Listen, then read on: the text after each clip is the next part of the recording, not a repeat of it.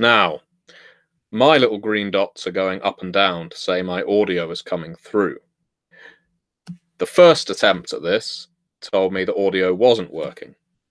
So, what I'm going to do is I'm going to press play and see whether there's any feedback on the video. There isn't. My audio is coming through. Haha! It sounds like the audio is actually working now. But I need someone who's watching to tell me, can you hear my voice? Can you hear me? Am I isolated out here? Am I alone? Has the rest of the world died? Gary Jeffrey, can you hear me? Can you hear me, Gara? Gara Jeffrey. There is audio. Okay, let's start from the top. Jesus. Thank you, Jesus. I'm sure, never having been a Christian, that now is the time that God would visit a blessing upon me for an unboxing video. And it's because I've never done unboxing videos before, really. We didn't get too far. We've not ruined it. So where to start? Where to start with this mania? Mania, brother. Okay, so I'm on my lunch break, so I thought I'd do something a bit fun rather than having something to eat. I'll probably eat as well, but I thought I'd do something fun, and I thought I'd do a quick unboxing video because I had something rather fun that I came across, I purchased it, and here's a bit of backstory. I'm working on an RPG right now called Solemn Vale. Solemn Vale is a game of British folk horror. It draws on such resources as The Wicker Man, Kill List, A Field in England, Psychoville, The League of Gentlemen. And I found this product called the League of Gentlemen's Vinyl Cuts. Now, you may not know what the League of Gentlemen is or who they are. You may know of the League of Extraordinary Gentlemen, but you may not know of the League of Gentlemen. So, the League of Gentlemen are a comedy, very dark comedy set of actors and comedians. They started off on BBC Radio 4. And they had a show on there called On the Town with the League of Gentlemen. In fact, I think they were even on stage before then. They ended up going on to BBC Two. They had a very successful series that was on and off from about 1997 through to about last year, maybe 2 years ago. They had a Christmas special. And they've been up and down sparingly on our airwaves. But most people these days probably know the cast of the League of Gentlemen and the writers of the League of Gentlemen from their involvement in such TV shows as Doctor Who, Sherlock, Inside Number 9, Psychoville, and a whole host of other things. The League of Gentlemen is a very dark comedy. There's all kinds of things like incest, cannibalism, murder, rampant murder, people being burned alive, but it's all fairly amusing. I grew up on it in a way when I was a young teenager. The League of Gentlemen first started, and I engaged with it immediately. It was the kind of thing I constantly talked about at school.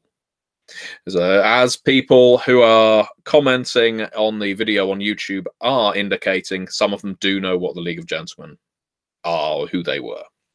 I'm not anticipating a massive live crowd for this unboxing, by the way. I understand that this time of day is very inhospitable for the other side of the Atlantic, but you Europeans, you know, we're in the right place for a lunch break. So let's get on with this, shall we? We have the League of Gentlemen's Vinyl Cuts. And the League of Gentlemen's Vinyl Cuts is a limited edition product, as much as anything can be. And as we can see from the number on the back, it's number 297 of 750. 297 always having been my lucky number. And we can already see from the front of this box that we have the Beast of Royston Vasey. Royston Vasey is the village in which the League of Gentlemen is set on the TV show, which is made up. It's a foul chimera of a pig's head, a goat's horns, and I can't even remember what the body was. It was placed on a roundabout to disrupt the building of a road, if I recall. We have it labelled as special stuff. We can see that it was made in Royston Vasey, established 1997 when the series was, and Hilary Briss, the butcher of Royston Vasey, has put this together. Lovely blood spot in the corner there. We can also see that there's a whole load of ingredients that go into these vinyl cuts, and we will now unbox this box and see what is within. As a point of reference, if you're unfamiliar with the League of Gentlemen or you want to get into them, obviously you can watch that series. There's some clips on YouTube, but you're probably more likely just going to be successful buying a DVD or Blu-ray if it's out on Blu-ray. But specifically, I can very much recommend Steve Pemberton and Reece Shearsmith. That's two of the performers have launched, I guess I think recording their 5th season of Inside Number 9. Inside Number 9 is an utterly fantastic series, probably my favorite thing on television right now. Every 30-minute episode is a different story, somehow related to the number 9, often in a building numbered 9, like House 9 on the road, that kind of thing, or size 9 shoes. And they all have a very Tales from the Crypt, portmanteau horror style, of which I'm very fond. And both Reece Shearsmith and Steve Pemberton are fantastic writers and performers. So, within, we have a lovely cast photo of the League of Gentlemen there with, as we can see, false teeth. It appears to be authentic signatures. They're not printed. My understanding is they signed these on their recent live tour. I went to see them live last year, and they were fantastic. We also have a creme brulee CD record. It's only a single, Voodoo Lady from the Eurovision Heats.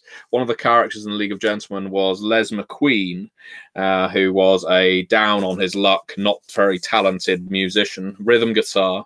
And we can see he played Voodoo Lady with Tony Cluedo, Bob Chagall, Patch Lafayette, and Ian Tully. And there's Les McQueen there. You might recognize Les McQueen as Mark Gatiss, who is more commonly these days associated with Sherlock and Doctor Who. We have some lovely art prints of some of the characters from the League of Gentlemen.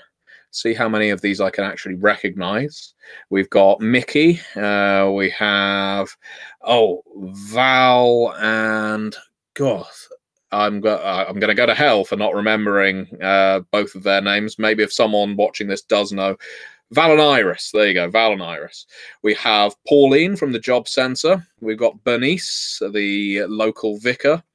And if I'm correct, that's Barbara, the taxi driver. And we also have so this is the radio show, because in the radio show, the person that ran the local shop wasn't Edward and Tubbs, who are probably the most well-known League of Gentlemen characters.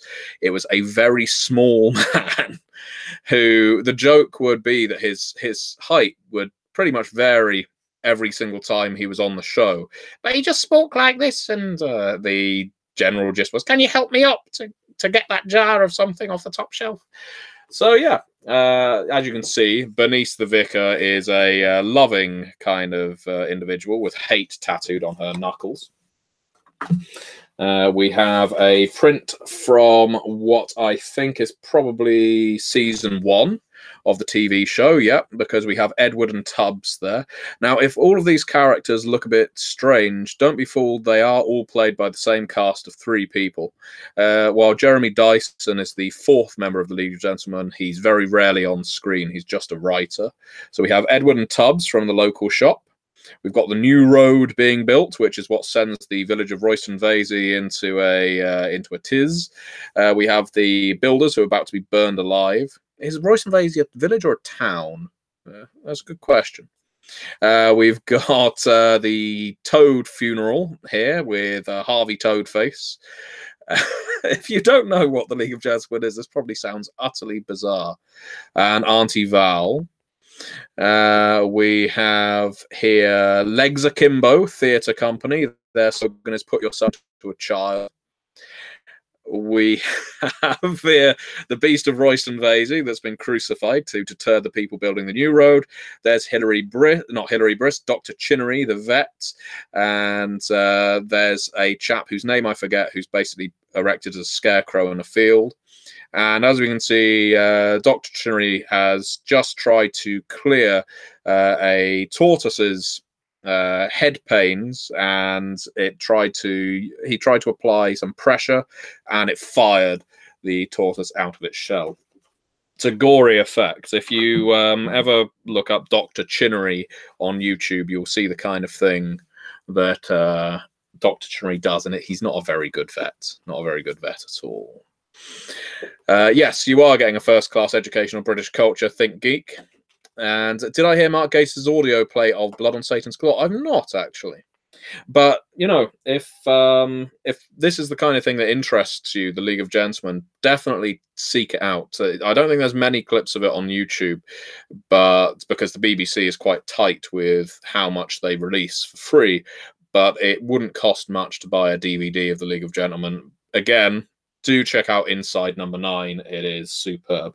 So here we have the second season of the League of Gentlemen, and this art print shows off.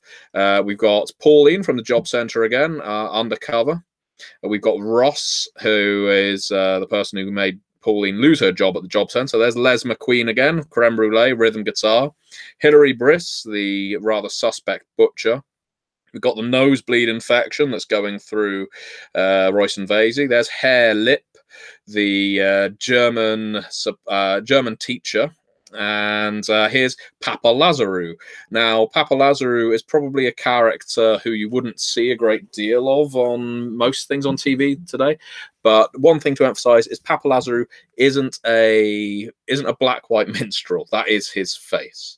It's worth noting he is a horrible, hideous character. He's not supposed to be nice. He's definitely not supposed to be funny. He is an awful, awful person that steals wives by jamming rings on their fingers and saying, "You're my wife now." If you want to look up Papa Lazarou on YouTube, he is quite a freaky character. So now we have season 3, another print from this box. There's actually quite a lot in this box, and season 3 is probably the most well-crafted season of League of Gentlemen, but will probably receive the most mixed reaction from fans because they really went in some different directions. There's, I think, Dean Talaveras, who is a street magician trying to be like David Blaine. We have, that's also Papa Lazarou, but Papa Lazarou in makeup. So if you recall what Papa Lazarou looked like in the second season, that's what he looks like in the third season. That fellow runs a bed and breakfast where there's a sort of BDSM party going on with a guy called Daddy who inserts everyone into inflatable costumes, keels over from a heart attack, and they all just die from asphyxiation. We have Jeff, who is a generally quite manic individual, often threatening to kill himself and others with his line, "You know I've got a gun, don't you?" And now, I can't remember this character's name, if it's ever established, but he goes up to people on the street and basically asks them to compare parts of their body to a fruit in weight. Again, comedy is often in the delivery, and I'm not a comedian, as is quite apparent. But the League of Gentlemen has... I'm trying to leave some room for interpretation here. Don't want to ruin everything if you ever watch the League of Gentlemen. And that makes the character sound like the most boring individual ever. But all the characters in the League are pretty vile, or... no, not all of them. I would say some are vile, some are very much out of their element. All have that uncanny valley feel, unless they're from outside the outside of Royce and Vasey. You do occasionally meet the occasional normal person from League of Gentlemen or from Royce and Vasey, but it's not too common. So now we actually have our records. Now we've got the same art. It's a double LP. We have got Death by Mau Mau here. Death by Mau Mau, if you're not familiar with the joke. I'm not going to go through it right now, but we've got cherries, plums, and a pineapple. And there's Death by Mau Mau. And we have records of On the Town with the League of Gentlemen. This is their original radio show. And let's see. Let's have a look at these records. Oh, lovely.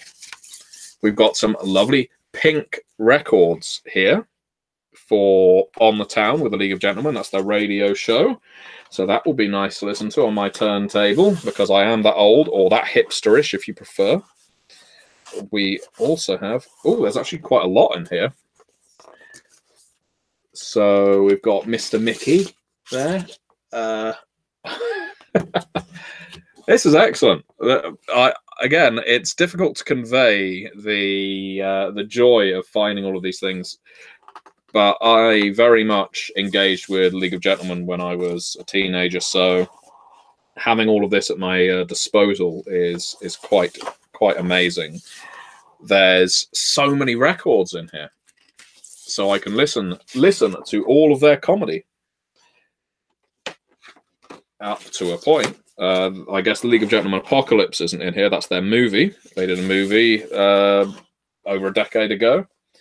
That'll age them. But this has got all of their TV work aside from, I guess, the Christmas specials.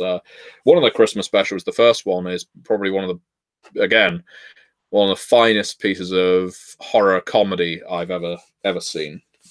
So here's our season 1. So I got it incorrect. Sorry, I should say series 1 because it's British. So that was the radio show. This is series 1. Again, we've got some nice write-ups down the back here, which is the members of the League actually talking about the experience of making this show or that. So the radio show, series 1.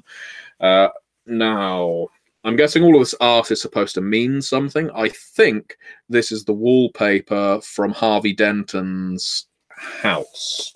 It looks familiar because of the toad-like colouring. Well, there's Edward from the local shop. You heard the man, Tubbs. Get undressed. We have some. You probably can't see it very well on this camera, but we have some lovely green records. It's sort of slime green.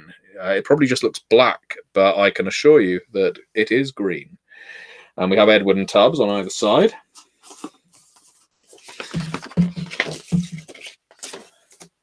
And I assume there will be a record in the other half of the sleeve too. 2, in fact. Do you do requests? Do you know Voodoo Lady? Yeah, there's Harvey. And Harvey and Auntie Val. It's today's nude day. And here we have, again, it's been quite a while since I have watched these two. Stella. That's Stella, isn't it? Yeah. It's amazing what you remember at a push. And this, that's Call Me Pop, who is arguably the most disgusting character in the League of Gentlemen. So, what is the compulsion to watch the League of Gentlemen if it's so disgusting and vile? Well, it isn't all disgusting and vile. I'm over-egging that pudding somewhat. The fact is, the League of Gentlemen is very acerbic, very cutting comedy that if you're a fan of horror, especially of the 70s and 80s, you will get a lot out of it. It's littered with references to movies like Don't Look Now, anything by Hammer, Amicus. Gosh, there's so much in there, whether it's down to character names, some of the sketches that appear within. I very much recommend it if you're a horror fan, and I'm a big fan of old media. Old media, I guess, being a subjective thing, but especially horror media, B-movies, and the like. Here's series 2. There's Papa Lazarou again, looking devious, and he certainly is. I know people who are still petrified of the character of Papa Lazarou. And here, I assume that this is some paper from Hilary Briss the Butcher. So that's nice to come with real bloodstains. There's Tubbs. He wants to paint me naked.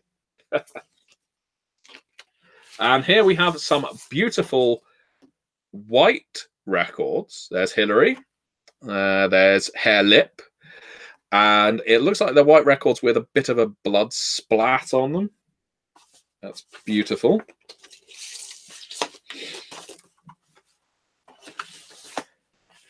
So yeah, it's comedy that's definitely for me. Oh, and there's Edward again. What's all this shouting? We'll have no trouble here. And Jeff Wolves did it. When he nearly kills his friends. And again, we've got Les McQueen on a record, and we have... Oh, who's that? Who is that? I'm guessing that's Chinnery. It's definitely Mark Gatiss. I don't mind being mistaken. And on the Jeff album, we have Bernice Woodall, the Reverend, and I think that's Ollie Plimsolls from the Legs Akimbo Theatre Company.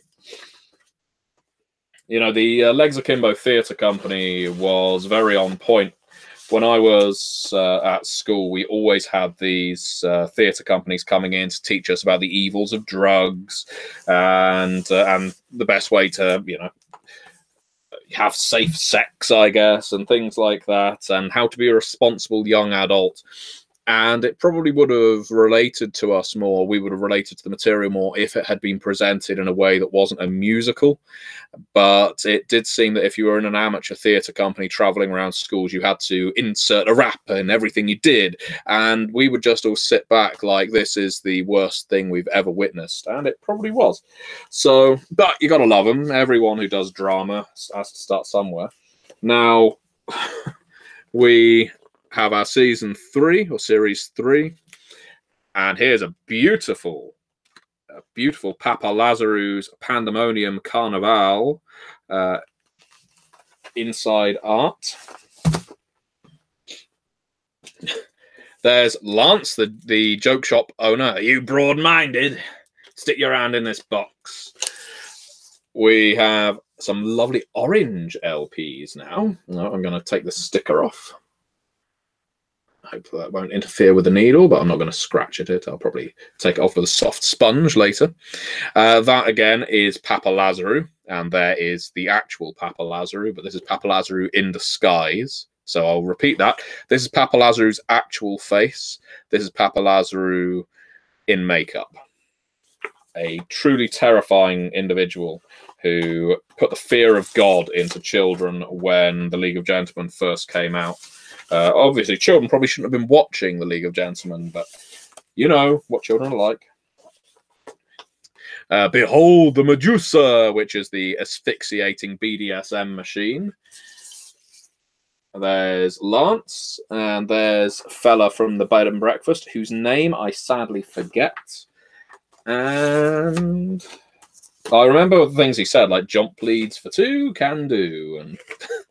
Again, references that if you've never seen the League of Gentlemen, you are not going to understand or appreciate whatsoever, but they all stick in my mind.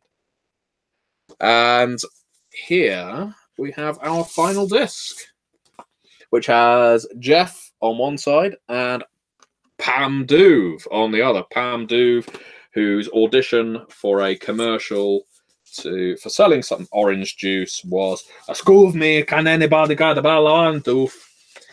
And it didn't get her the job. So that is it. That is our unboxing of the League of Gentlemen's vinyl cuts.